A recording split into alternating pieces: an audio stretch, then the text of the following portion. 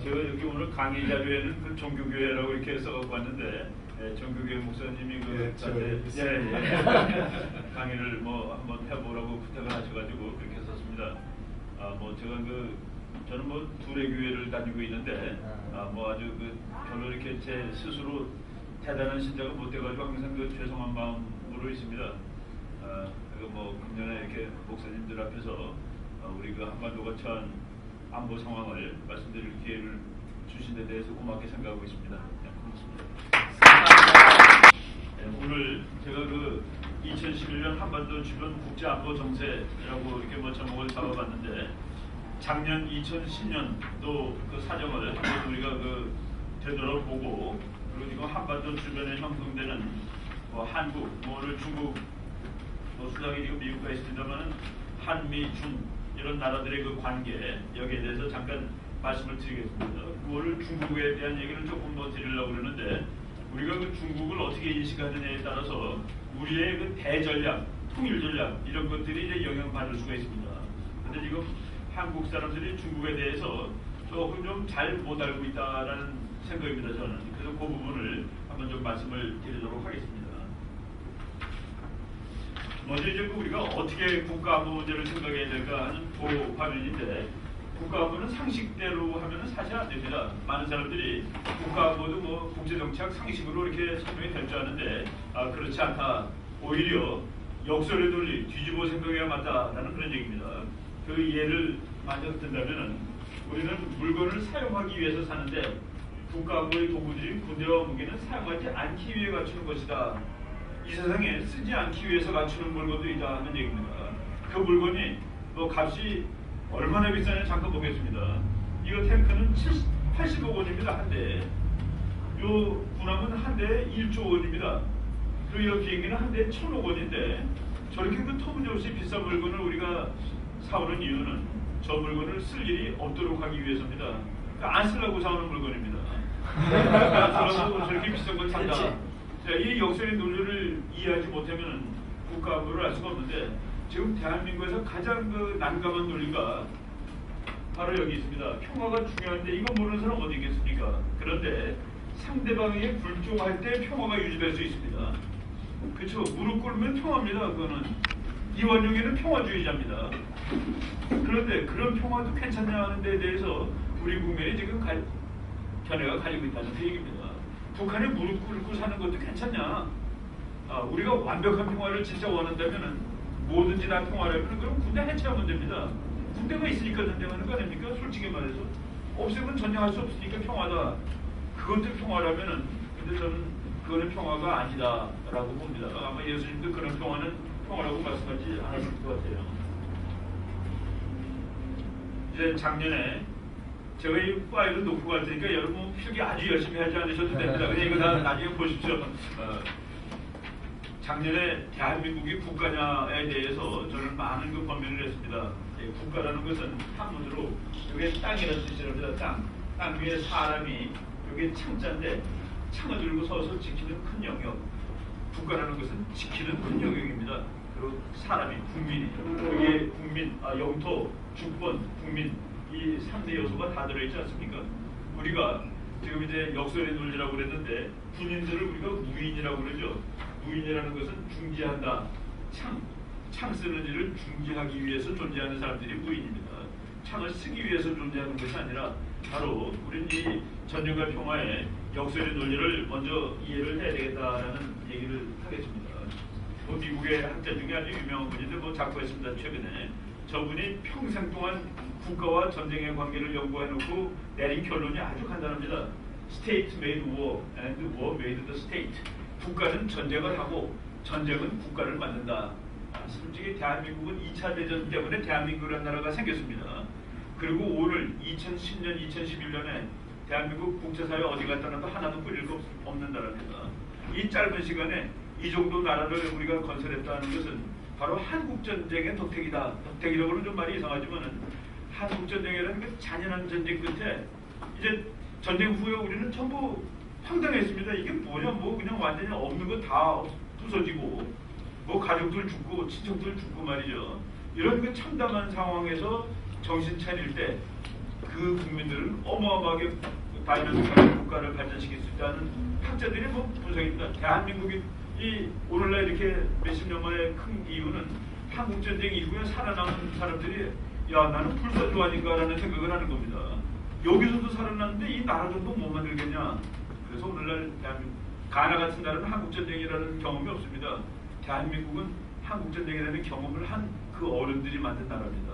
바로 국가는 전쟁을 하고 전쟁은 국가를 만들고 이 관계를 우리가 최근에 잊고 살았습니다. 북한은 언제든지 전쟁할 수 있는 나라고 우리는 전쟁을 못하는 나라입니다. 옵션에서 전쟁이 빠졌어요. 김대중 노무현 대통령 옵션에서 빠졌습니다. 그러니까 국민은 전쟁만 나오면 경계를 합니다. 그 북한한테 공적으로 치는 것이죠.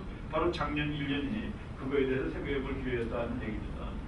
미국의 아주 유명한 국제정치학자 부에논 메스킨더라는 학자가 있는데 이 사람이 한국을 이건 뭐 진짜 우리나라가 국민으로서 올바른 사람이라면 이 말 듣고 모욕감을 느껴야 됩니다. 천안함 사태에 대해 북한 지도자들은 한국 해군의 공격을 가하더라도 전쟁으로 이어질 확률이 낮다는 것을 알고 있었다. 군함 한 척 깨져가지고서는 저거는 전쟁을 일으킬 수 없는 나쁜 말하면 쪼다들이다라는 그런 얘기입니다. 서양에 있는 나라들은 물론 이제 좀 그 나라들은 호전적이지만은 깃발이 모욕당했다 그러면 그게 전쟁입니다. 어느 나라 사람이 자기 깃발을 불빌었다 그러면 그것도 전쟁이 될 정도로 영국이 아편 전쟁 일으킬 때 중국 사람들이 영국 유니온 잭크를 모독했다가 전쟁 원인입니다. 뭐 그것까지는 아닐지라도 군함이 깨졌는데도 그냥 그렇다는 것은 국제사회에서 이상한 나라네라는 그런 의문을 받는 겁니다. 국가들의 목표는 살아남는 것이다. 왜냐하면 국가들이 사는 사회는 목숨이 위태롭기 때문에 그렇습니다. 미국의 유명한 국제정치학자가 국가의 죽음이라는 책을 한번 썼는데 1816년부터 이제 연구를 했습니다. 그 이유는 1816년 이후부터가 바로 오늘날 우리가 말하는 국민국가, 국민이 주인이 되는 국가의 시대입니다. 1816년부터 서기 2000년까지 보니까 그 당시에 존재했던 나라가 207개가 있었습니다. 근데 서기 2000년에 그 207개 중에서 66개가 없습니다. 없어진 나라 66개국 중에서 50개국은 옆에 있는 나라한테 살인당한 겁니다. 국가의 죽음입니다. 그러니까 한 200년 사이에 국가의 약 4분의 1 정도가 옆에 있는 나라의 침략에 의해서 없어졌다는 얘기입니다. 바로 국제정치에서 국가들이 사는 것은 이 정도 수준의 동네에서 살고 있다는 그런 얘기입니다. 그러니까 어느 나라든지 국가 안보가 중요하다고 얘기하는 것은 너무나도 당연한 얘기고 조금 허점 보이면 죽습니다. 우리나라가 허점 보여서 지금 뭐 한미동맹이다 뭐다 하니까 버티는 것이지 한미동맹 끊어지는 날 그대로 전쟁 날 겁니다. 그러면 남한 일부터 북한 일부터 하나 죽겠죠. 바로 이런 이 아주 위태로운 그런 상황이 국제정치 상황이라는 것을 우리가 또 인식을 해야 되겠습니다. 한반도가 이제 조금만 반도인데 뭐 우리나라 약한 나라는 사실 아닙니다. 이 대한민국이 뭐 국력상으로 세계 10위권에 들어갑니다. 군사력 세계 9위, 경제력 세계 12위, 무역 세계 9위, 뭐 다 종합해 보니까 세계 한 10, 한 1위 정도 되는 나라인데 이 대한민국만. 그런데 우리가 이 동네에서 아주 힘이 약함을 느끼는 것은 옆에 있는 나라들이 다 강대국이기 때문에 그렇습니다. 뭐 미국은 항상 와 있는데 누가 말해도 세계 1위죠. 중국 지금 자기가 세계 2위라고 그러고 있습니다. 일본 뭐 중국보다 하나도 못할 것 없는 나라입니다. 지금 우리가 일본을 약하게 보는 경향이 있지만 그리고 미국하고 전쟁할 수 있는 나라는 아직도 러시아밖에 없습니다. 바로 이런 나라들이 옆에 있기 때문에 우리는 힘이 약해 보이고 뭐 허약해 보이죠. 그런데 그나마 또 잘라져 있기 때문에 우리의 에너지가 다른 데로 분산되고 있습니다. 그래서 한국이 이건 아주 국가의 기본이죠. 지금보다 더 안전하게 살고 싶다. 지금보다 더 잘 살고 싶다. 뭐 그 위대한 목표도 아닙니다. 그건 당연한 목표죠. 그걸 위해서 반드시 통일하는 수밖에 없다라는 그 상황인데 그럼 통일이 우리 마음대로 되느냐? 분단이 우리가 원해서 된 것이 아니듯이 통일도 우리가 원한다고 되는 것은 아닙니다. 왜냐하면 지정학적으로 중국은 통일된 한반도고 혹시 일본이나 미국 편이면 큰일 안 돼! 라고 생각합니다. 왜? 자기네 뒤통수를 언제든지 때릴 수 있는 망치라고 생각하기 때문에 그렇습니다. 일본도 한때는 조금 달라졌습니다. 지금은. 한반도 통일되는 건 우리는 반대야. 왜냐하면 혹시 통일된 한반도가 중국이나 러시아 편이면 그는 우리 심장을 겨누고 있는 단도와 같아. 바로 지금 분단된 상태는 부러진 단도, 부러진 망치입니다. 중국하고 일본은 부러져 있는 것이 더 좋습니다. 뭐 아프지 않으니까 자기한테는. 그런데 이걸 우리가 다시 통일을 시키기 위해서 국제 무대를 타야 되는데 북한이라는 나라가 너무 문제가 많고 미국이라는 세계 초강대국이 이거 지금 해결해야 될 때가 아닌가라고 생각하는 그 무드를 우리가 타야 되는데 그 무드는 10년 전에 최고로 올랐었습니다. 근데 대한민국 지도자들이 통일이 바로 코앞에 다가왔는데 북한 살려주기를 12년 동안 했습니다. 그러는 사이에 북한이 죽으면 안 된다고 하는 한 나라가 또 세졌습니다. 중국이.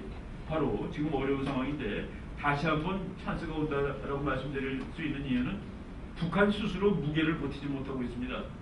김정일이 내일 모레 쓰러질 것 같고 이런 상황에서 이것을 다시 통일의 기회로 삼아야 되는데 만약 이 기회를 놓치면 그다음에는 다시 통일의 기회가 아마 우리 살고 있는 동안은 안 오지 않을까 하는 그런 생각을 하게 됩니다. 중국하고 미국하고 이제 서로 심각해 버리죠. 미국 국방장관이 1월 10일 날 중국을 방문하고 이거 중국 국방장관입니다. 이 사람 왔을 때 중국이 뭐 이런 스텔스 비행기 만들었다고 과시를 하고 그리고 장관이 방문 중인 기간 동안에 실험 비행도 하고 서로 지금 차이는 사실은 적국입니다. 그런데 두 나라는 운명적으로 적국입니다. 그래서 큰 나라 둘이 있을 때 이 나라가 본질적으로 사이좋게 산다는 것은 국제정치에는 없습니다. 국제정치는 그저 그렇게 아름다운 동네는 아니다는 얘기입니다. 서로 악수는 하고 잘 지내자고 얘기할지는 모르지만 그 밑은 라이벌이다 하는 그 얘기입니다.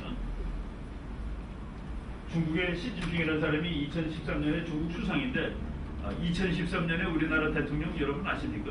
모르죠. 2013년에 미국 대통령 누군지 모르죠. 그거 모르는 나라가 제대로 된 나라입니다. 그거를 아는 나라는 사실은 웃기는 나라들입니다. 국민이 뽑지 않는 지도자가 있는 나라가 아닌 것이죠.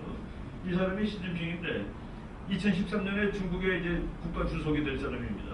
이 사람이 뭐라고 얘기를 했냐면은 시끄러운 새장이 시끄러우면 시끄러운 새를 빼내면 되는 거지 뭐 이렇게 복잡하게 생각하느냐는 그런 식으로 중국 국내 정치에서 얘기하고 있습니다. 그리고 한국 전쟁에 대해서 얘기하면서 정의의 전쟁이라고 얘기를 했습니다.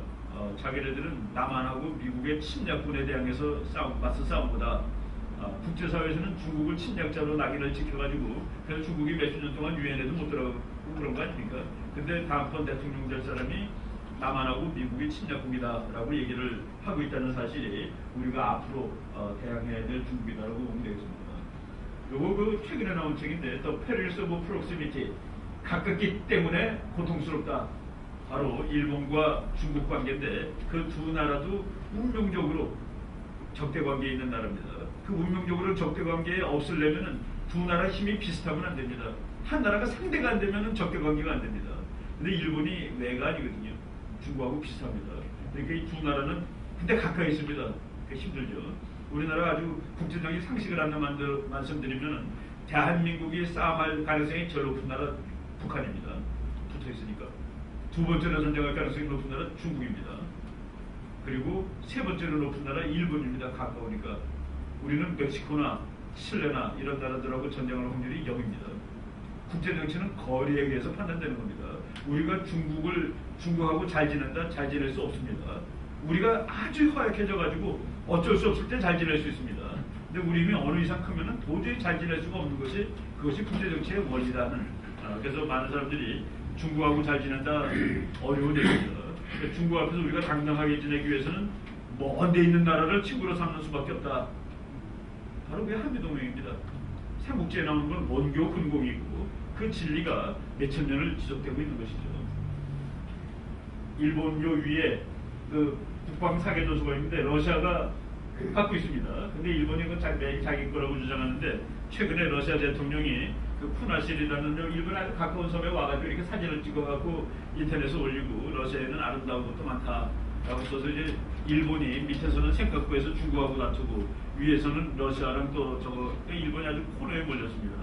그런데 우리나라 사람들은 일본이 코너에 몰린 줄 알지만 사실은 일본이 지금 한 발짝 올라가는 중입니다. 생각구에서 중국한테 쩔쩔매다가 그냥 항복해버리죠. 그리고 여기서는 또 러시아가 그렇게 일본 쩔쩔매고 있는데 일본 쩔쩔매고 있는 것은 뭐냐면 일본이 여기까지 크고 못 크는 이유가 뭐냐를 국민들한테 가르쳐주고 있는 겁니다. 예를 들어 일본이 자동차 무지하게 잘 만듭니다. 근데 그게 지금 와서 엉기는 거예요. 왜 엉기는 줄 아십니까? 그놈이 탱크로 안 가기 때문에 엉기는 겁니다. 그것이 탱크로 가. 미국 같은 나라는 기술이 여기까지 오려면 그게 다 군사력으로 가기 때문에 기술 개발한 돈이 다 나옵니다. 근데 일본은 한계가 있는 거예요. 일본이 이제 군사대국으로 가는 길을 탁 밟고 가는 그런 상황이라고 보시면 됩니다. 일본은 중국과의 갈등을 계기로 차후 군사력의 대폭 증강 계기를 마련했다. 사무라이 백기 투항하고 신문에 나오는데 그래서 내가 기자한테 가르쳐줬습니다. 야, 너 그 지금 틀리게 쓴 거야. 사무라이는 백기 투항 안 해. 사무라이가 아니니까 백기 투항한 거지. 그러니까 이제 일본은 사무라이가 앞으로 될 거야. 백기 투항 안 하려면은 바로 그런 움직임이 벌어지고 있고 미국이 일본을 다 지지했습니다. 생각보는 일본 거. 그리고 러시아가 이렇게 지금 갖고 있기 때문에 러시아가 우리 거라고 그러는데 우리는 일본 거라고 생각해. 쉽게 얘기하면 독도는 일본 거라고 미국이 말해준 거나 마찬가지입니다. 일본은 지금 지지를 받고 있죠. 그래서 지금 최근에 다시 냉전 시대가 오는 것 같습니다. 일본, 한국, 미국이 이제 한 팀이 완전히 한 팀으로 점점 굳어져 가고 있는 그런 형상이 일어나고 있습니다. 많은 사람이 중국은 잘 나갈 거라고 치는데 저는 중국은 망할 거라고 보는 학자입니다. 좀 황당하죠? 아주 극소수 의견인데 이 의견이 지금 막 폭발적으로 지금 최근에 크고 있습니다. 극소수 의견은 대한민국에서만 극소수입니다. 국제정치, 국제전략가들은 중국이 미국을 도저히 앞설 수 없다는 게 그것이 일반론입니다. 중국 내전, 중국은 잘라질 가능성이 아주 높은 나라입니다. 그리고 중국의 분열, 여기 중국 사람이 쓴 책인데 무섭습니다, 자기네들. 영국 사람이 쓴 책인데 중국 과연 분열할 것인가. 일본 기자가 쓴 책인데 세계 대변력이 시작되었다. 여기 중국 이야기는 없습니다. 우리나라는 중국이 최고로 잘 나가는 나라고 G2가 됐다고 난리치는데 그렇지 않다가 맞습니다. 중국이 30년에 세계 1등이 되기 위해서는 반드시 해야 되는 거가 미국을 전쟁에서 이겨야 됩니다. 미국이라는 나라는 전쟁에 지지하는 채 2등이 결코 되지 않는 나라입니다. 미국이 중국한테 치겠습니까? 중국이라는 거짓말. 이건 프랑스 사람이 쓴 책인데 제가 이거 가르칠 때 학생들한테 그럽니다. 대한민국을 상징하는 것은 뭡니까? 외국 나갔을 때 뭐라고 생각했습니까?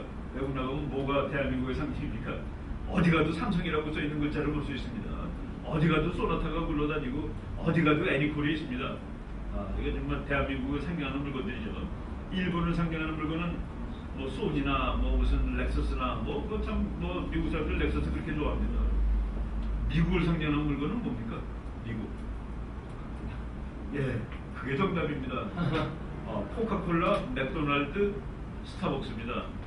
그럼 미국을 상징하는 물건하고 중국, 일본 상징이, 한국, 일본 상징이 완전히 다른 제품이죠. 우리들이 지금 착각하고 있는 거가 석유하고 쌀하고 어떤 게 더 중요합니까?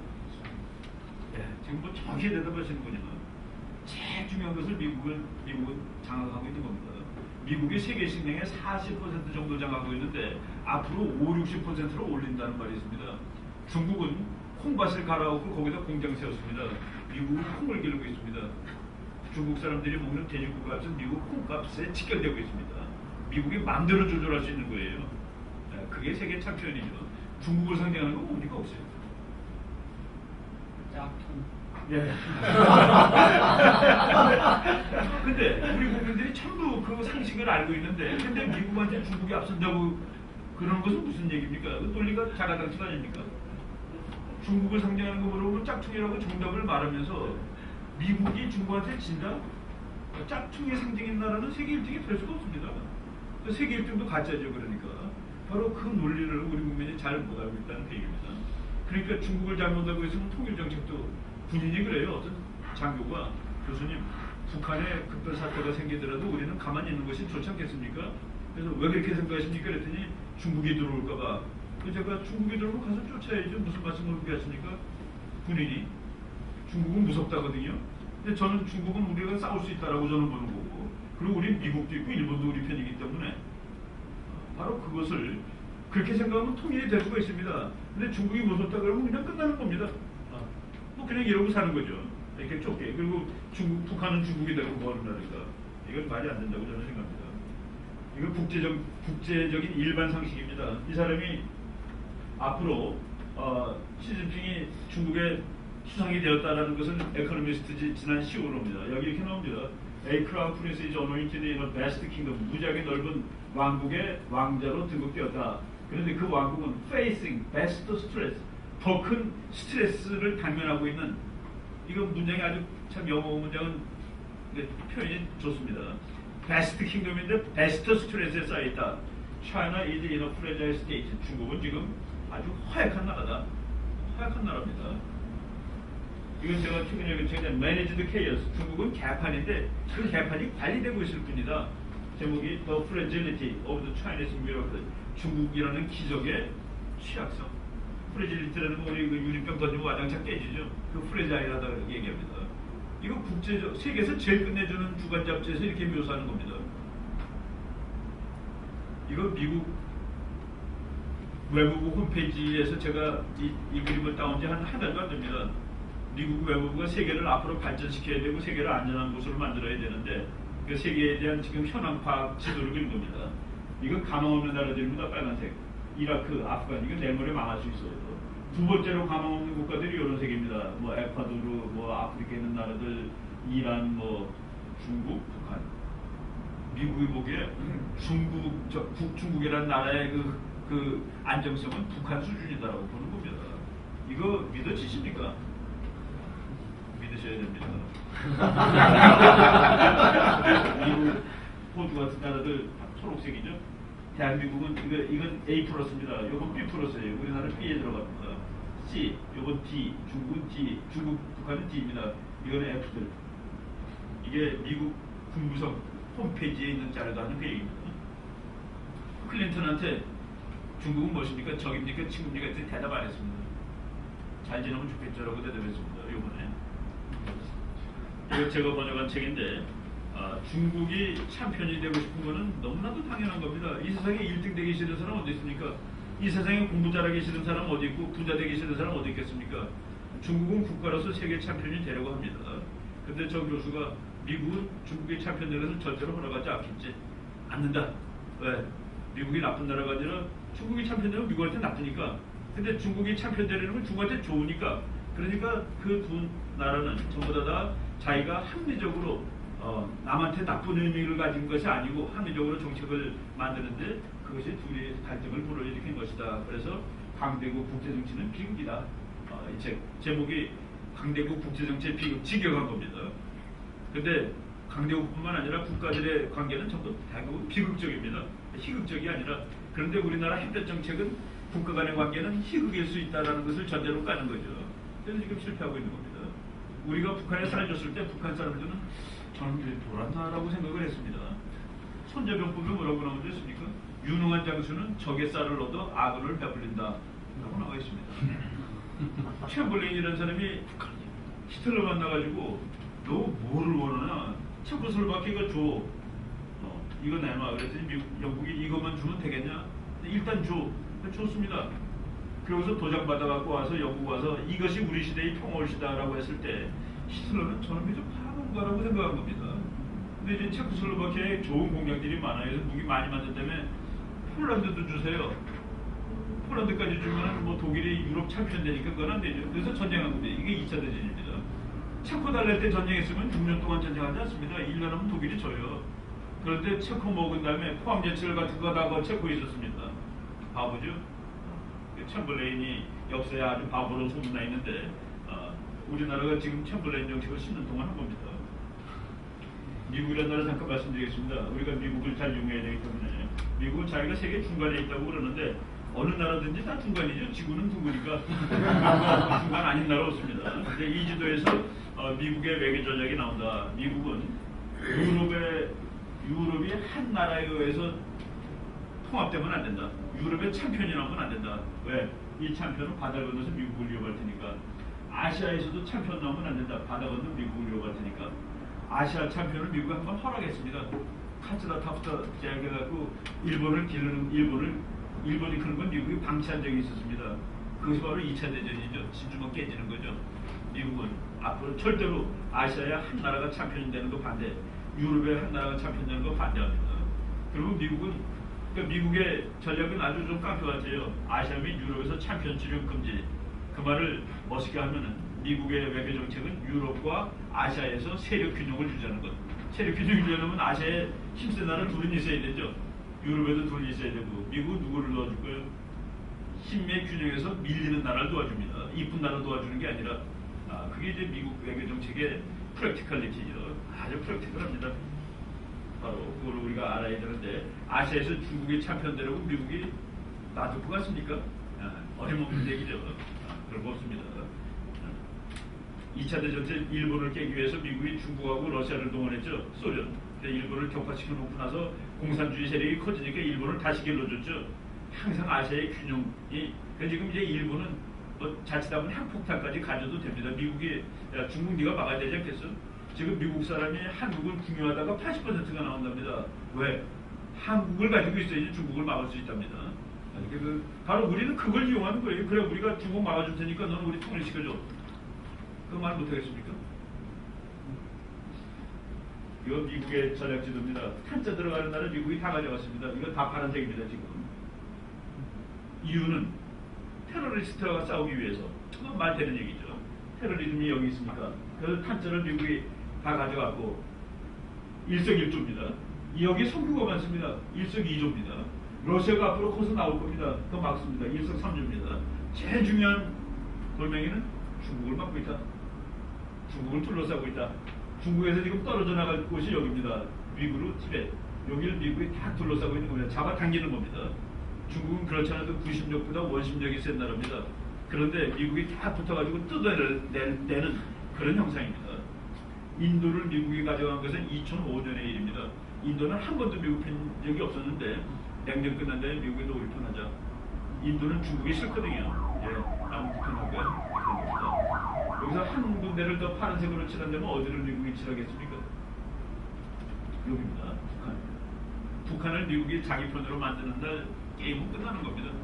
중국 목에다 칼 대고 사는 꼴이 되는 것이죠. 그리고 북한은 중동의 테러리스트한테 무기 대주는 나라입니다. 근데 그게 미국 편이 되면 뭐 중동 테러리스트들이 북한제 무기 쓸 일이 없게 되는 것이죠. 그리고 뭐가 또 좋느냐? 북한의 핵을 가지고 있는데 그 핵이 중국을 향하게 되는 겁니다. 미국 편이니까. 미국은 북한에 핵이 있어서 문제가 아니라 북한이 미국의 적이라서 문제가 되는 겁니다. 근데 김정일은 뭐로 원할까요? 그래 난 니네 편 할게. 난 니네 편 할게. 핵도 다 네 거야. 그런데 통일시켜주고 대통령은 나를 시켜줘. 그게 북한이 원하는 겁니다. 그게 다른 말로 하면 통미봉남입니다. 근데 통미봉남은 거의 갔었어요. 그 조건은 뭐냐면은 통미봉남이 되려면은 미국이 보기에 남한이나 북한이나 그게 그거라 해야 됩니다. 오히려 남한이 더 미우면은 북한 그 말이 전략적으로 먹힐 수가 있습니다. 그래서 지금 이명박 박 대통령의 공은 바로 그것을 차단하고 있다는 게 공입니다. 노무현 대통령은 미국이 김정일이나 노무현이나 누가 이 나라의 참편이 되느냐 똑같아. 누구나 돼가지고 우리 편이면 돼. 아무나. 미국의 한반도 정책의 미니멈은 통일된 한반도는 미국 편일 것입니다. 거기에 누가 지도자 별로 중요하지 않습니다. 이게 국제정치죠. 중국 사람이 그걸 알고서 우리가 지금 북한에 대해서 잘못하고 있다. 북한을 핵을 만들게 한 것은 중국의 최대의 미스인데 그보다 더 미스는 핵을 가진 북한이 미국하고 토론하고 있다. 미국하고 거래를 트고 있다. 그래서 앞으로 어떻게 될 거냐. 그래서 중국 동북 삼성에 사는 3억 인구가 북한의 핵무기 위협 앞에 덜덜 떨게 될 것이다. 이게 말이 되는 얘기냐라고 중국 학자가 얘기하는 겁니다. 중국 사람들도 알죠. 그리고 북한이 내가 아까 국제적에서 처치기 뭐라고 그랬습니까? 옆에 있는 나라랑 싸운다고 그랬는데 북한이 싸움할 확률이 제일 높은 나라는 중국입니다.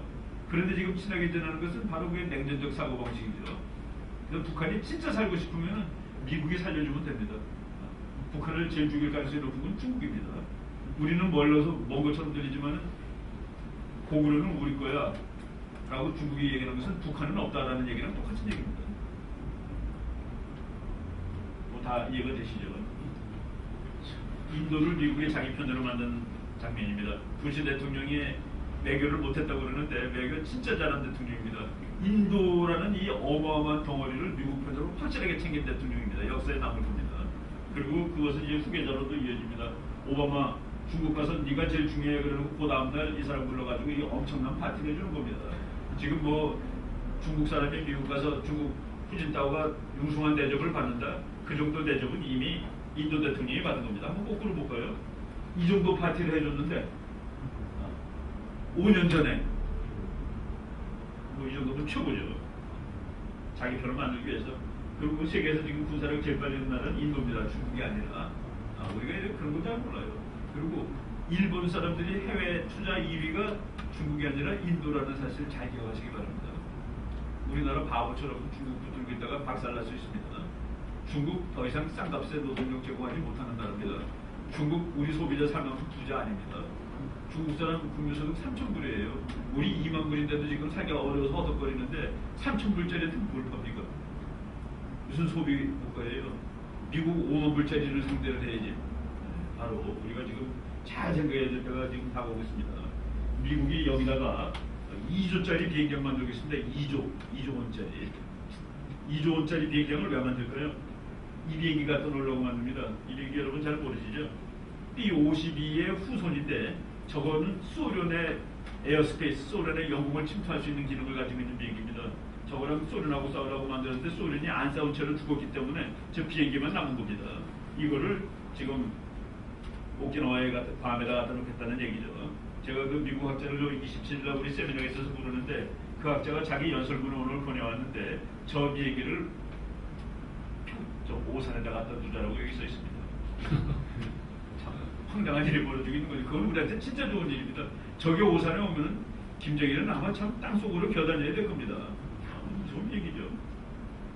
오바마가 서울 오기 전에 인도를 갔었습니다. 서울에 집 제기하러 오기 전에 인도 가서 인도 수장한테 너희 나라는 UN 안전보장이사의 상임이사국 자격이 있어라고 얘기를 했습니다. 그렇지 않아도 안전보장이사의 상임이사국 중에서 네 나라 같은데 중국 혼자 다른 편인데 중국이 인도를 아주 싫어하는데 인도 보고 들어오라고 그러니 중국 보고 뭐 이런 일이 지금 벌어지고 있고 그리고 클린턴 장관이 호주를 가가지고 뭐 한 달도 안 된, 2달밖에 안 된 얘기죠. 호주와의 동맹을 강화해서 중국의 도전에 대응해. 이 사람 아주 클리어하게 분명하게 얘기합니다. 중국의 도전에 대응해야 돼 라고 얘기를 한 것이죠. 미국 국방장관이 이 동네에 있는 미국을 대폭 증강시키겠다라고 얘기했습니다. 중국을 지금 미국이 어떻게 하겠다는 소리입니까? 너 까불면 죽어 이런 소리입니다. 너 지금 뭐 이상한 비행기 만들었다고 폼 잡는데 사실 그것도 짝퉁이에요. 이 책에 학자들이 글을 읽으면서 뭐 이렇게 습득해갖고 전달하는 게 목표인데 여러분 이 말이 맞는지 한번 평가해 보십시오. 아시아는 부흥하고 있고 미국은 몰락하고 있다. 모든 신문에 나오는 얘기죠. 학생이 그렇게 쓰면 F입니다. 왜? 미국은 한 나라고 아시아는 50나라니까. 어떻게 그렇게 비교를 할 수가 있습니까? 그런데 비교 자체가 안 되죠. 인도는 크고 있고 미국은 내려간다. 벵글라데시가 크고 있고 미국은 내려간다. 그거는 논리적으로 맞습니다. 문법상으로 맞아요. 그죠? 아시아는 한 나라가 아니라 수십 개의 라이벌의 묶음입니다. 그리고 그 중에서도 제일 큰 나라 세 나라는 라이벌 중에 라이벌입니다. 미국, 일본, 인도, 중국. 그래서 이 책은 뭐라고 썼냐면 인도 더하기 일본 더하기 중국이 3의 힘을 발휘한다면 미국이 내려가는 게 맞아요. 그런데 중국 1 더하기 인도를 더했더니 인도는 마이너스 1입니다. 그래서 중국하고 인도 더하면 0이 돼요. 미국한테 미치는 힘이. 그러니까 서로 대결하니까. 플러스 일본 했더니 일본도 마이너스 1입니다. 그래서 결국은 아시아는 세 나라가 있는데 합쳐져서 3이 되는 게 아니라 마이너스 1이 될 수도 있는 겁니다. 바로 미국은 이 라이벌리를 잘 이용해서 이 세 나라 중에 하나만 항상 미국 편으로 갖고 있는 전략을 취하면 미국은 아시아에서 결코 위험하지 않다라는 그 얘기입니다. 근데 미국은 지금 두 개를 확실하게 자기 편으로 갖고 있죠. 일본은 자동으로 미국 편입니다. 중국이 힘이 세지는 한 일본은 자동으로 미국 편입니다. 그리고 인도가 지금 미국 편이 되고 있다. 인도가 확실한 미국 편이 되고 있습니다. 이코노미스트라는 잡지가 국제정치학자가 보는 최고의 잡지입니다. 일주일에 한 번씩 나오는데 타임이나 이런 것보다 한 수준 높습니다. 여기 8월 달에 21세기의 대결 중국과 인도입니다. 미국은 여기 위에 있습니다. 미국이 중국 정도와 싸우는 나라가 아닙니다. 미국은 세계 챔피언입니다. 세계 2등, 3등이 얘네들이고 이렇게 나옵니다. 그리고 보세요. 우리나라 국민 상식으로는 여기다가 차이나 대 미국 그리고 미국이 이기는 걸 알고 있죠. 우리 국민들이. 그렇지 않습니다. 미국이 절대로 지지 않습니다. 미국은 전쟁에 지지 않는 안입니다. 그래서 그 전쟁하지 않고 해결하려고 지금 아까 제가 말한 그런 일을 하고 있다는 그 얘기입니다. 요거는 뭡니까? 이거는 9월 말에 나온 또 잡지인데 인도가 이길 거다라는 얘기입니다. How India's growth will outpace China. 인도의 경제 발전이 중국을 앞설 거라는 이유는 무엇인가? 중국이라는 나라는 불쌍한 나라가 머리와 몸이 다른 나라입니다. 몸이 막 커지고 있어요. 돈 많이 벌고 있습니다. 근데 여기는 전부 시장입니다. 이 머리는 공산주의입니다. 공산주의하고 시장은 적이죠. 어떡합니까? 커지면 커질수록 골이 아픈 거예요. 그래서 나중에 어느 정도 커지면은 그럼 중국도 이제 민주화를 해야 되는데 우리나라 6.29 민주화하고 나니까 경제 성장률 8%가 5%로 내려가 버리죠. 노동자들 이제 줘야 되는 거 아닙니까? 노동자들도 같이 먹고 살아야 되는 거 아니겠어요? 중국은 그게 없죠. 지금 현재 노조 같은 거 없죠. 중국이 앞으로 30년 동안 10% 성장한다고요? 그런 거는 불가능한 얘기입니다. 50년 10% 성장한 나라가 어디 있습니까? 국민들이 어느 정도 되면은 벌써 넥타이 있는 사람들이 대머로 나오는 겁니다. 넥타이 매기까지는 먹는 게 바빠가지고 안 하죠. 제가 지금 강의 시작할 때 30분 됐는데 30분 동안에 중국에서는 폭동이 7개 정도 일어났습니다. 무슨 얘기냐면은 중국은 연평균 9만 건의 폭동이 일어난 나라입니다. 국민들이 지금 미치는 거예요. 아주 가난할 때 폭동 안 일으킵니다. 조금 부자 됐을 때 먹고 살만할 때 우리나라는 그것이 1989년입니다. 중국도 1989년이 반드시 오고 그러면 그때 이제 더 이상 중국의 성장은 없다라는 말을 신문에 또 크게 나오겠죠. 미국이라는 나라는 무섭습니다. 캘리포니아하고 프랑스하고 같아요. 캐나다하고 텍사스하고 같습니다. 돈으로. 우리나라는 플로리다랑 같고 뉴욕은 브라질하고 같습니다. 한 주가 그러면 큰 나라를 비교하겠습니다. 중국은 여기랑 같고 일본은 이거와 같고 여기 있는 데는 인구 100만도 안 살아요. 이 동네는.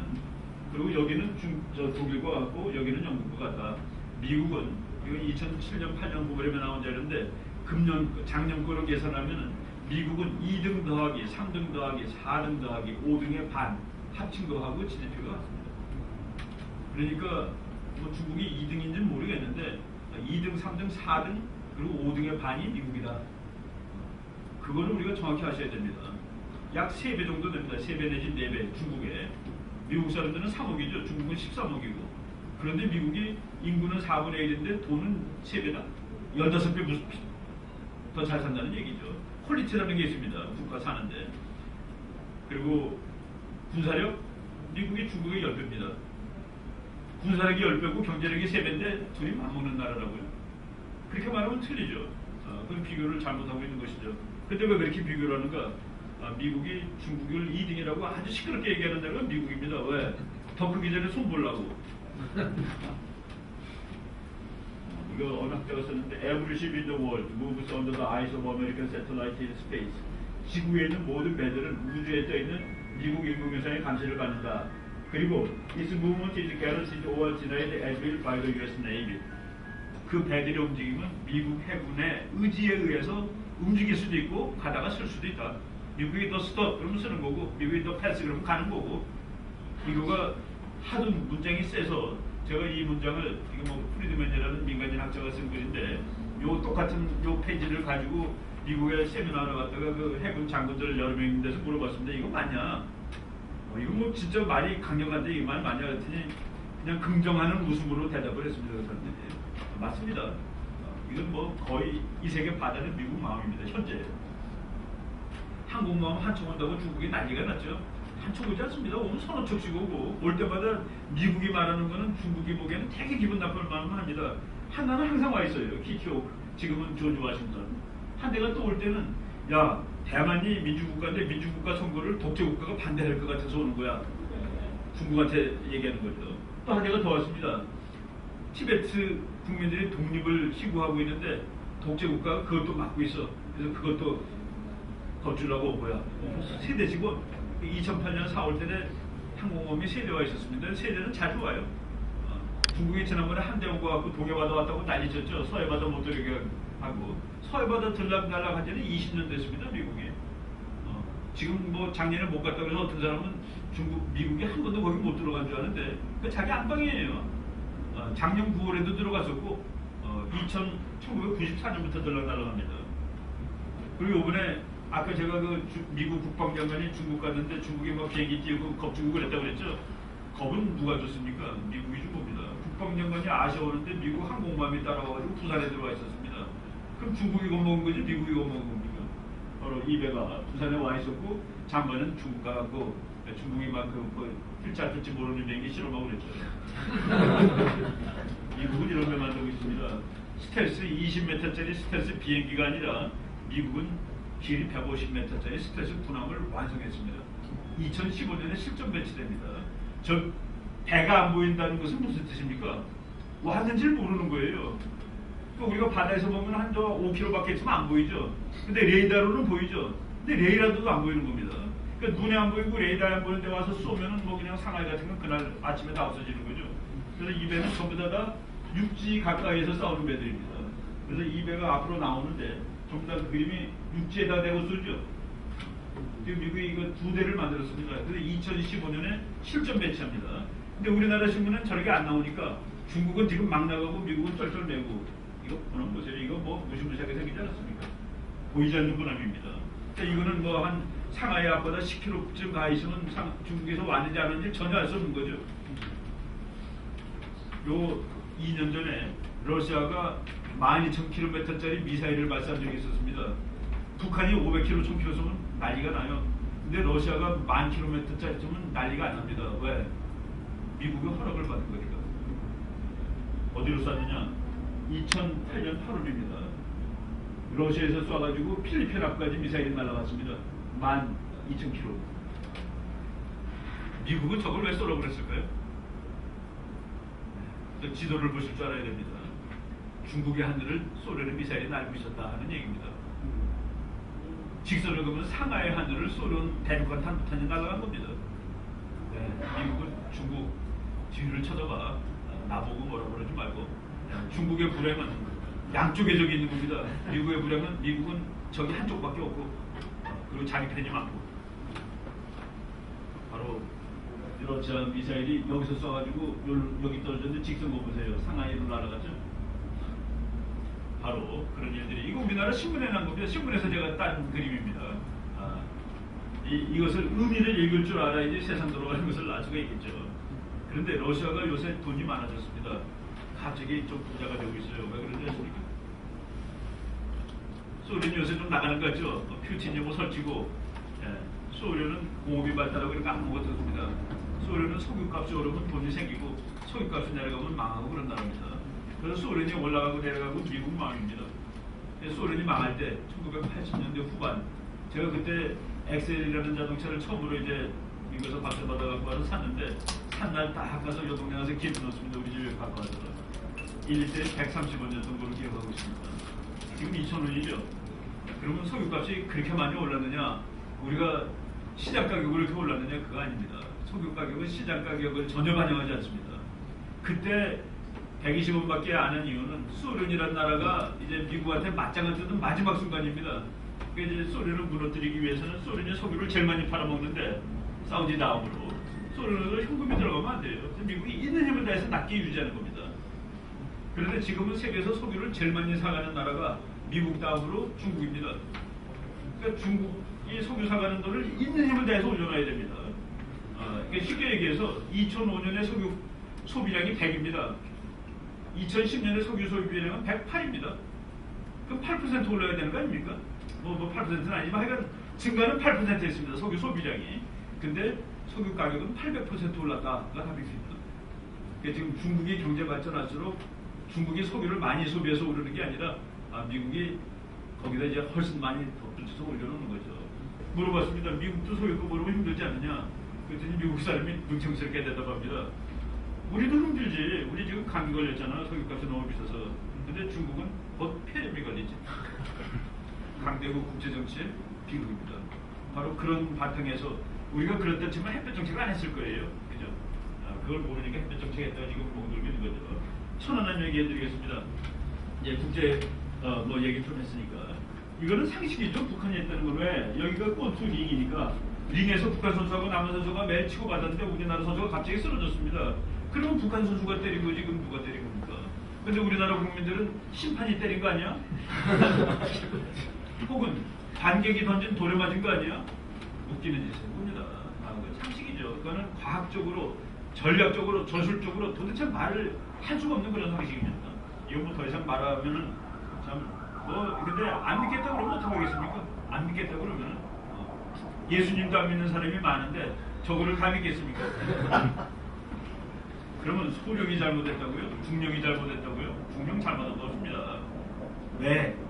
지금 우리나라는 북한 잠수함에서 완벽하게 경계하고 있죠. 오늘 지금 북한이 마음먹으면 우리 군함 하나 또 깨집니다. 내일 마음먹으면 내일 또 깨져요. 왜 깨지느냐면은 여기 아무리 태권도 잘하시더라도 어떤 사람이 살던 사람이 가서 발로 꽉 찌르면 틀리죠. 그건 틀린 겁니다. 그래서 그 중령 잘못이 아니에요. 미국 군함이 다른 나라 중국 잠수함이 미국 군함 지금 깰 수 있습니다. 근데 안 깨요. 왜 안 깹니까? 전쟁이 나니까. 미국 군함이 와 있는데 그놈을 중국 잠수함이 깼다 그러면 중국은 아마 상하이 없어질 겁니다. 그 다음날 대한민국이랑 국가가 어떻게 실패한 겁니다. 대한민국은 저거 깨져도 북한이 딱 보고서 보니까 한국 군함이 확실해요. 그때 또 쏜 겁니다. 거기에 미국 군함이다 그러면 안 쏘죠. 어떻게 쏩니까? 국가가 억지를 못한 겁니다. 미국 항공모함들이 그냥 다니는 거는 미국 항공모함이 잠수함에 취약합니다. 잠수함이 미국 항공모함 깰 수 있어요. 옛날에 동해바다에서 미국 항공모함이 갔는데 소련 잠수함이 가서 받은 적이 있었습니다. 둘이 부딪혔어요. 미국 사람들은 왔는데 몰랐다 해서 황당한 겁니다. 그 정도로 잠수함은 잡기가 힘듭니다. 북한이 잡아봐 그러고서 우리가 여척 보낼게 한 달 있다가 잡아봐. 날짜까지 가르쳐줘도 5분의 1을 잡을 수 있답니다. 우리가. 북한이 여척 보내면 2대쯤 잡는데 그래서 어멍에 걸려서 잡죠. 대부분. 그런 것을 이제 우리가 에이스메트릭 웨폰 시스템 비대칭 무기 체계라고 그럽니다. 그러니까 테러리스트가 미국하고 싸우는 거예요. 전부 다 대칭이면 못 싸우죠. 비대칭이니까 싸울 수가 있는 겁니다. 북한이 비대칭으로 덤볐는데 중령 보고 중령 잘못 아닙니다. 그 사람은 55명 살린 거가 난 공이라고 봅니다. 46명은 죽었지만 배가 2등분으로 쪼개지는 그 상황에서도 그거는 잘못한 것은 참모총장. 그러면 어디라도 때렸어야 되는 거 아닙니까? 대통령 미리 못 오게 했어야 되는 거 아닙니까? 내가 대통령 하는 동안에 우리가 맞으면 너는 죽어. 정도는 북한이 알고 있어야 되는데 그거 못했다 이겁니다. 그동안에. 연평도에서는 4명 죽었지만 천안함보다 훨씬 큰 사건입니다. 왜? 천안함은 여기 떠 있는데 이게 없어졌습니다. 천안함보다 더 좋은 놈이 그 자리에 가 있습니다. 그리고 천안함은 우리나라 군사력과 북한 군사력의 싸움입니다. 이거는 비록 인명피해는 4명이지만 국민이 맞은 겁니다. 국민. 그리고 국민이 맞았는데 무슨 문제가 생겼냐면은 국민이 재산을 놓고 나왔습니다. 재산을 놓고 나왔다는 얘기예요. 그럼 국가라는 게 도대체 뭡니까? 여러분 왜 세금 냅니까?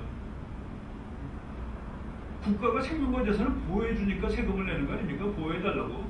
100명도 주면은 뭐 세금 낼 이유가 이제 없습니다. 근데 우리나라 정치가들이 진짜 정신 있는 사람들이라면 여기서 국가 차원으로 얘기를 해야 됩니다. 여러분 힘드시죠? 들어가십시오. 우리가 집 수선하게 해주고 방공호 밑에 집집마다 아주 좋은 방공호 파드릴 테니까 이제 사이렌 소리 들으면 3천만 원 피할 수 있습니다. 여러분 절대로 목숨은 괜찮습니다. 그리고 여러분이 여기서 사셔야지 이렇게 얘기를 해야지 나갑니다. 만약 여기 서대문구에 있는 사람이 북한 미사일 맞아가지고 집이 없어졌다. 그들은 어디로 보낼 겁니까? 연평도 사람은 강화도로 김포로 왔는데 서울 사람은 어디로 보내요? 그럼 미국으로 보냅니까? 바로 이게 국민의 문제가 된 겁니다. 그런데 연평도 사람만 나온 게 아니라 백령도 사람도 무서워서 나왔습니다. 국민이 피난 오고 있는 거예요. 거기서 국민이 피난오면 군인만 남죠. 그러면 그거 이제 영토 분쟁거리가 됩니다.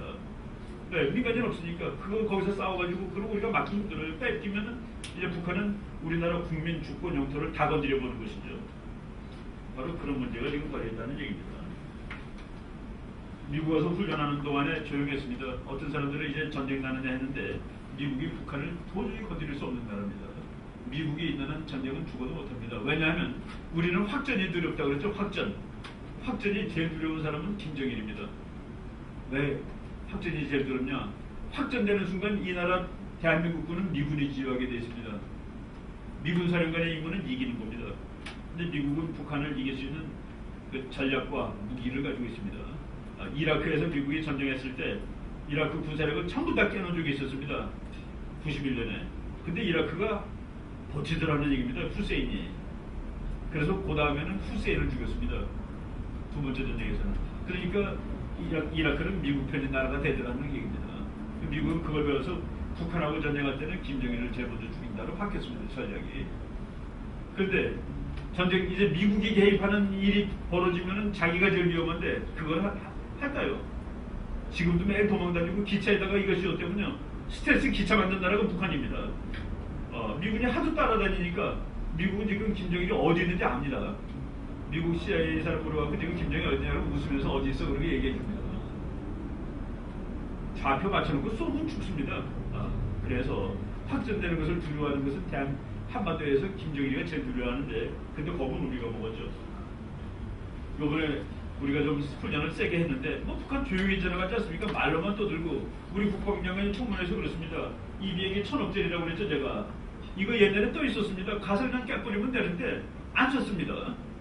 저거 1,000억씩 주고 사온 거는 물론 북한이 도발도 못하게 하기 위해서 산 건데 요번엔 그걸 띄워놓고 요번에 우리 훈련했는데 네가 쏘면은 일단 할 수 없다. 너네 그 해안포대를 다 부셔버리겠다. 비행기 띄워놓고 훈련했더니 쥐지고도 조용히 넘어갔죠. 바로 그겁니다. 이거 아무것도 아닌 것 같지만 북한이 제일 마음 아파하는 겁니다. 애기봉에 있는 성탄술인데 북한 사람들이 저걸 보고서 야 우리는 호롱불도 못 피는데 남조선 저놈들은 뭐 돈이 많다고 겨울 내내 밤새도록 내내 번쩍거리고 앉아있냐. 저거 좀 제발 꺼다오. 그래서 2004년에 우리 대통령이 꺼줬습니다. 북한이 마음 아프다는데 왜 커서 마음 아프게 하느냐. 그날 대령한 사람이 사표 냈습니다. 나는 내가 내 손으로 못 끄겠다. 이것도 다 북한하고 대결하는 건데. 그리고 한 사람은 와가지고 통일원 장관이 잘했어 그랬을 때 나는 반역을 저질렀습니다라고 얘기를 했답니다. 그 예벽 장군이 해주는 얘기입니다. 이번에는 그거 다시 켰죠. 그래서 1월 8일까지 켰다가 지금 껐습니다. 북한이 저거 보고 많이 군인들이 참 마음 아팠을 겁니다. 자기네는 호롱불도 못 피는데 남조선은 뭐 한 달 내내 번쩍거리고 있으니까 뭐 북한이 이제 남한하고는 싸움하겠다라고 재작년 2월 17일 얘기하고 그 이후부터 계속 시끄러운 겁니다. 이거 잠깐 얘기해 주겠습니다. 북한의 후계자, 할아버지, 아버지 누구냐? 이게 이제 얘는 원래 얘였습니다. 얘는 성혜림이라는 사람의 성혜림이라는 남한 출신 배우의 아들입니다. 김정일이가 성혜림을 아주 좋아했어요. 자기 부인보다 나이가 더 많고 그런데 그 김정일보다도 나이 많은 사람의 아들입니다. 그래서 우리는 다 이 사람인 줄 알았어요. 김정남입니다. 그런데 이 친구의 엄마가 2000년에 죽습니다. 근데 2002년에 죽자마자 얘가 탈락되고 얘로 갔습니다. 얘는 고용이의 아들입니다. 그러니까 고용이라는 또 다른 부인이 앙칼지게 요구했겠죠. 우리 아들은 뭐야 그랬겠죠. 그러니까 김정일이 거기서 이제 이 사람을 아웃시키고 얘인 줄 알았는데 2004년에 그 고용이도 또 죽습니다. 김정일은 행복한 사람은 아니에요. 자기의 본부에 있는데 애척들이 둘이 2년 3월으로 죽습니다. 근데 애척들만 아들을 낳거든요. 그래갖고 이제 얘하고 이제 또 완전히 개판되는 겁니다. 관계가. 그런데 얘도 이제 얘가 병이 걸렸다고 그러는데 뭐 여성 호르몬 과다분비증이라는 뭐 이런 병이 걸렸대요. 근데 미국 사람들이 미국 기자들이 왜 갑자기 남자가 여성 호르몬 과다분비증이 걸리냐를 추적하다 보니까 얘가 미국 배우 장클로드 반담이라는 사람을 너무 좋아한 나머지 쟤처럼 되려고 근육을 키우려고 약을 먹었는데 그것이 부작용을 일으켜가지고 오히려 뭐 이상하게 됐다라는 그 뭐 신문 기사를 본 적이 있습니다. 그래서 셋째로 간 겁니다. 아버지가 그랬대요. 아 이러면 너무 그 여자 같아가지고 나라를 못 맡기게 해서 너무 마음이 소심해 계집애 같아 이랬다는 그 말을 미국 기자가. 근데 하여간 뭐 지금 셋째 아들인데 얘가 27밖에 안 된 놈이죠 나이가. 뭐 몇백만 굶어 죽었습니다. 저런 나라가 버틴다는 게 참 신통한 것이죠. 버티는 이유는 미국이 죽일 놈이기 때문에 우리가 쌀을 굽는 거야. 그 돈으로 핵폭탄 만들 수밖에 없잖아. 나라를 구하기 위해서. 그러면서 이제 그래서 북한의 반미는 북한의 정치 사상입니다. 반미가 없으면 김정일도 없어요. 반미가 있으니까 저는 독재가 있는 겁니다. 아파요? 죽은 겁니다. 저는 뭐 한 1, 2년 내에 아마 쓰러질 거다라고 보고 있습니다. 요거 가짜 않습니까 혹시? 클린턴하고 만나는 그림인데 이 얼굴이 이틀 사이에 이렇게 돼. 그 다음날 이렇게 됩니까? 가짜라고 저는 애들한테 얘기를 했는데 미국 신문에서 가짜라고 미국 방송에서 가짜일지도 모른다고 나왔더라고요. 근데 이 사람이 미국의 클린턴 주치의 자격으로 따라갔는데 주치의가 아니죠. 이 사람이 아주 고급 정보 요원일 겁니다. 지금 김정일을 뚫어지게 쳐다보고 있죠. 아마 김정일의 건강 상태에 대해서 세계에서 제일 잘 아는 사람이 저 사람일지도 모릅니다. 그리고 뭐 북한이 2009년 11월에 한번 까불다가 우리가 그냥 와장창 쏴가지고 4,000발을 쐈는데 배가 반쪽으로 부서지고 도망갔습니다. 거기서 이제 몇 명 죽었죠. 그래서 저희들이 아마 북한이 보복할 수가 있겠다라는 말을 한 적이 있었고, 그리고 천안함 같은 거도 보복의 일환으로 볼 수 있습니다. 북한이라는 나라가 사회주의 국가인데, 사회주의 국가는 국민들한테 배급을 주는 한 사회주의가 됩니다. 근데 배급을 줄 게 없어가지고 국민들한테 얘네들이 먹고 살라고 그랬습니다. 근데 진짜 국민들이 먹고 살았습니다. 누가 먹고 살았냐면 아주머니들이. 지금 북한이 안 무너지는 이유는 놀랍게도 사회주의인 북한이 안 무너지는 이유는 지하자본주의 때문이다 라고가 그게 말입니다. 이 사람들이 먹고 사니까 나라 망가뜨릴 생각을 하고 먹고 사는데 바꾼 거예요. 근데 이제 무슨 문제가 생겼냐면 자기 힘으로 먹고 사는 사람이 많아지면은 그것은 김정일이가 필요하지 않은 사람들입니다. 그 사람들은 무서운 사람들입니다. 그 사람들을 전부 다 없애야 되죠. 그러기 위해서는 어떻게 해야 됩니까? 이 사람들은 돈 문 벌려고 다 장롱에 넣어놓습니다. 왜? 은행에 못 넣으니까 장롱, 장독대, 땅속 그것을 보면서 나는 김정일 없어도 살 수 있어. 이제 이 정도면 충분해. 이게 달러로 바꾸면 얼마야? 나는 20년 살 수 있지. 그런 사람은 김정일한테 제일 큰 적입니다. 그런 사람 없애는 거 보면 화폐개혁이죠. 야, 네 돈 다 그건 종이야. 내일부터 다른 돈으로 바꿔. 그 돈 다 들고 나오면 다 바꿔줘야 되는데 안 바꿔줬습니다. 100만 원 들고 갔는데 100불이니까 10,000원 바꿔줘야 되는데 3,000원만 바꿔주고 나머지는 다 태워버려. 그래서 아주머니들이 들고 일어났습니다. 작년 11월 30일 얘기입니다. 바로 그 무렵부터 북한이 아주 급속히 흔들립니다. 아주머니들이 대피는 거예요. 그 아주머니들은 비디오도 있고 다 있습니다. 암시장 가서 그거 다 보고 남한에 무슨 겨울여고 같은 거 다 보고 있었는데, 야, 남조선이 확실히 우리보다 잘 산다고 있었는데 김정일이가 이건 먹고 살게 해주니까 내가 그래도 버티겠다 했는데 그 돈을 다 뺏어 버렸으니 아주머니들이. 그래서 아주머니가 되면 경찰들이 꼼짝 못합니다. 이 란코프라는 러시아 사람인데 김일성 대학 출신입니다. 국민대학 교수인데 북한 통치배들에게는 집에서 두부를 만들거나 편리한 옷을 제공하는 아줌마들이 미 제국주의나 남조선을 괴롭혀서 훨씬 더 무서운 것이다. 그걸 다 차단했는데 그걸 차단하고 나니까 국가가 흔들거리는 상황이 됐다는 보고입니다. 정치적으로. 작년 1월 1일 날 북한이 신년사를 아주 좋게 발표했어요. 한국하고 잘 지내자. 근데 빨간 거, 파란 거는 잘 지내자, 빨간 거는 죽여버리겠어. 잘 지내자, 죽이겠어, 잘 지내자, 죽이겠어.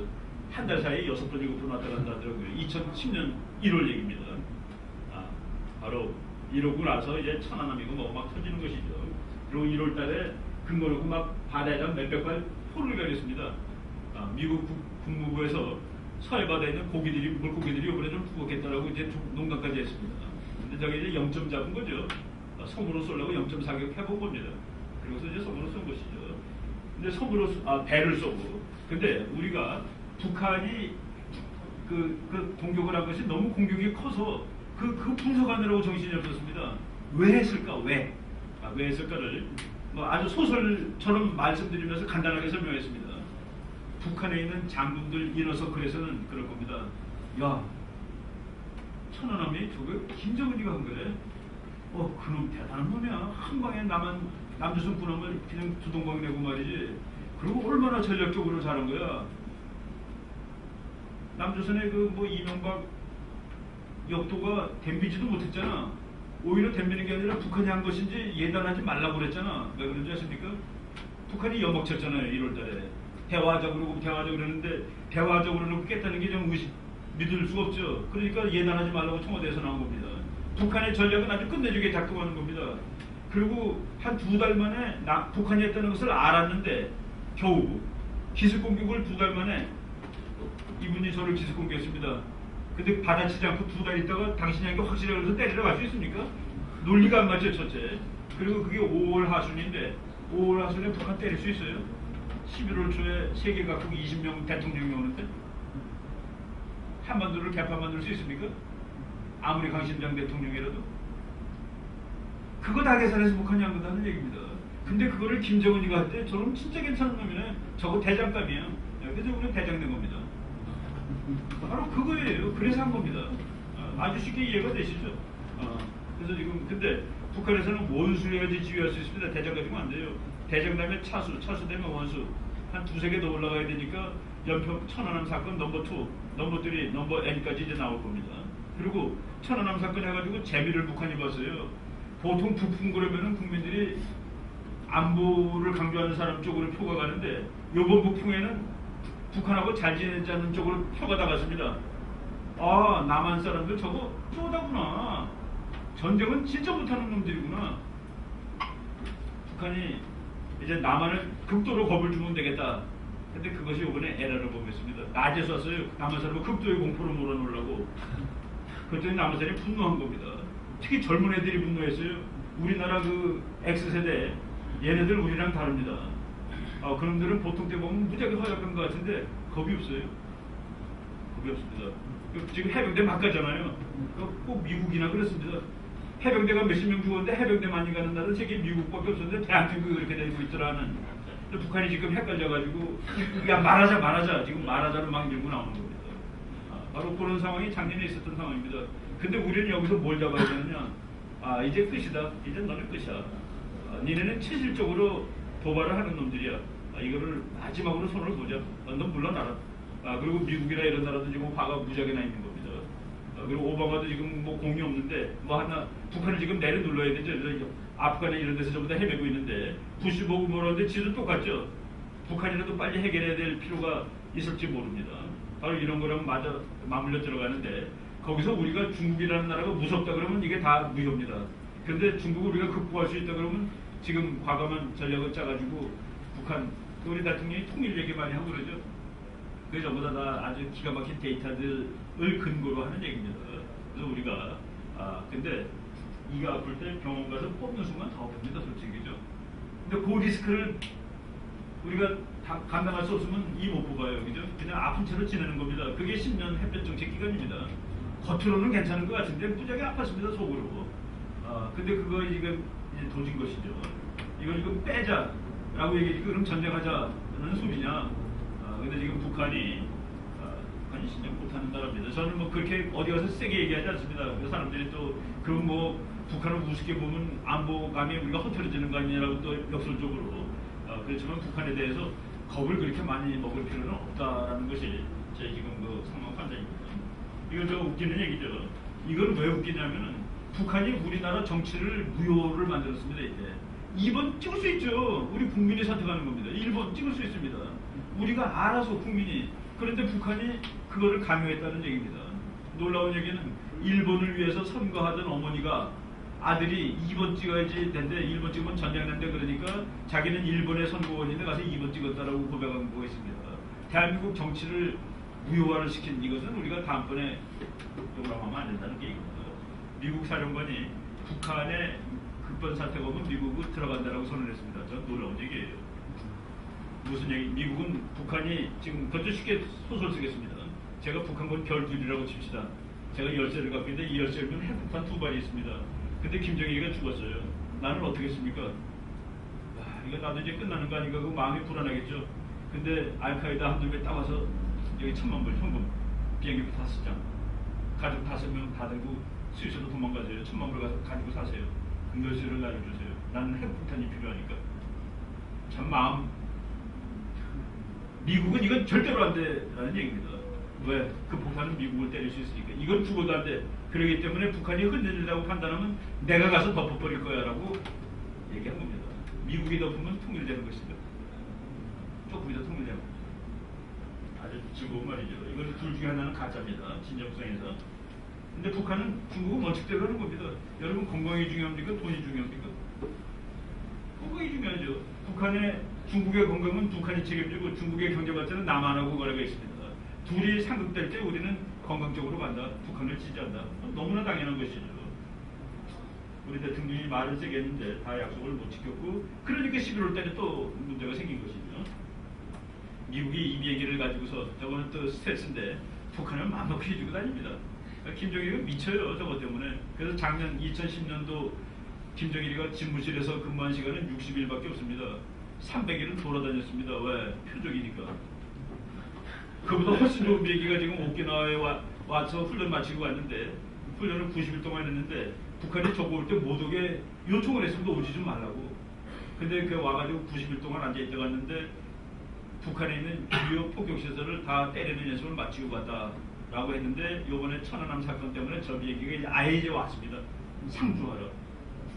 상주하러 와서 김정일이 있는 곳까지 30분이면 갈 수 있습니다. 저 비행기는 지금 미국이 중국이 만든 거는 상대가 안 됩니다. 쟤는 미국에서 저거 다음으로 좋은 비행기랑 워게임을 벌였는데 144대 0으로 이겼습니다. 그래서 더 이상 안 했습니다. 이걸 당할 비행기가 없어서. 지금 그 얘기가 잠깐 있는 거고요. 그런데 김정일은 그 전에는 남조선 인민들은 전쟁을 두려워하기 때문에 총몇 방 쏘면 다 도망간다. 식량과 기름이 부족하지만 휴전선만 넘으면 남조선에 식량과 기름이 많이 있다. 이것을 사용하면 쉽게 남조선을 먹을 수 있다. 한때 저게 맞는 말이었습니다. 그죠? 아마 연평도 사건 전까지는 저게 맞는 말이었을지도 모릅니다. 이건 우리 국민이 하기 나름이죠. 옛날에 김일성이 살아있을 때, 야, 남조선은 아무것도 아닌데 미국이 무섭지 않냐? 미국이 우리를 죽이면 어떡하냐? 그랬더니 김정일이가 미국이 우리를 죽이면 우리는 지구를 죽이겠습니다라고 말한 적이 있습니다. 정신 나간 사람이죠. 그 그림이에요. 상상하러 그린 겁니다. 김정일이 저렇게 키가 큽니다. 유럽이 북한한테 팔지 않는 물건들입니다. 45원짜리 말, 철갑상화, 송로버섯, 와인. 미국은 이거 못 팔게 합니다. 망원경, 평면 TV, 피아노, 만년필. 일본은 소고기 참치, 호주는 바닷가재. 그러니까 북한 정권 교체입니다. 너네 더 이상 국민을 굶기는 놈들이 이런 거 먹을 수 없는 거야.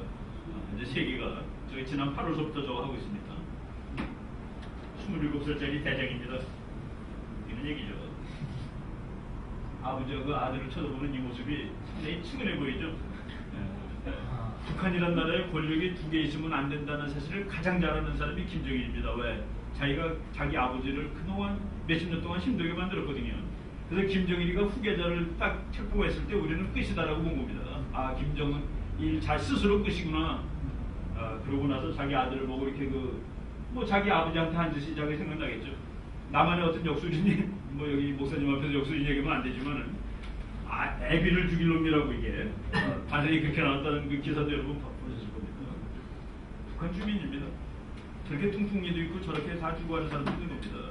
저런 애들이 보통 한 2-3일 있다 죽는답니다. 저런 사진 찍을 정도 이렇게 신문에 난 사진들 있죠. 한 2-3일 있다가 보면 죽는데요. 이게 말이 안 되죠. 중국이 지금 북한 구해주겠다고 저러고 있는 겁니다. 우리 젊은이들이 북한의 홈페이지에 들어가서 김정일을 아주 이거 보세요. 김씨가 나라에서 정통성을 이어가다 일국발전 도마시하고 시를 써서 했는데 보니까 아떼가리 이러니까 김정일 미친놈 김정은 개새끼. 북한이 저걸 모르고 3일 동안 그냥 놔둔 거예요. 남한 학생들이 들어가가지고 깨는 겁니다. 대한민국 젊은이들이 저렇게 반공이 되게 한 것은 바로 연평도 사건입니다. 우리나라 젊은이들 미국 같아요. 보면은 이놈들 믿을 수 있습니다. 이거 미국 학자가 제가 이제 초청한 학자인데 나만 보고 자꾸 미국 때리라고 그러면 북한 때리라고 힘들지 않겠냐. 미국이 대신 때리면 어떨까? 라는 논문입니다. 저 논문 나왔을 때 북한은 어땠을까요? 오금이 저리겠죠. 다음번에 남한 건드리면 미국이 때릴지도 모르겠구나. 지금 김정일이 도망다니는 거 아닙니까? 이 사람이 맞아들이는데 지금 도망가 있죠. 저걸 우리 편으로 하면 됩니다. 저게 이제 대북 전략이죠. 미국이 데리고 간다는 그런 소리 있습니다. 봤는데 종합병원입니다. 근데 이거를 이제 제가 우리 그 주변의 환경을 쭉 말씀드렸는데 우리가 좀 씩씩할 필요가 있을 것 같아요. 그리고 또 너무 이렇게 겁먹을 필요도 없고 지금 상황이 이렇게 가고 있습니다. 네, 국민들이 지금 의지도 많이 좀 강해졌고 그래서 이 상황을 잘 이용하면은 우리가 그리고 지금 북한에 김일성 동상이 있는 곳이 우리나라 최초의 우리나라 진짜 순수 국내 자본으로 만든 교회가 있었던 데라고 그러더라고요. 그 장대현 교회. 그것을 무너뜨리고 거기 김일성을 세운 겁니다. 그러니까 여러분 목사님들은 이제 우리가 통일돼 갖고 와서 그거 무너뜨리고 거기다 그 대한민국 첫 번째 교회를 다시 짓는 그 일을 하시면 됩니다. 그죠? 그 차세가 지금 곧 다가올 것 같아요. 근데 그 다가올 때까지 우리가 몸조심해야 되죠. 막판에 이거 잘하면 됩니다. 전략 세우고 기도 열심히 하면 되지 않겠습니까? 여기까지 하겠습니다.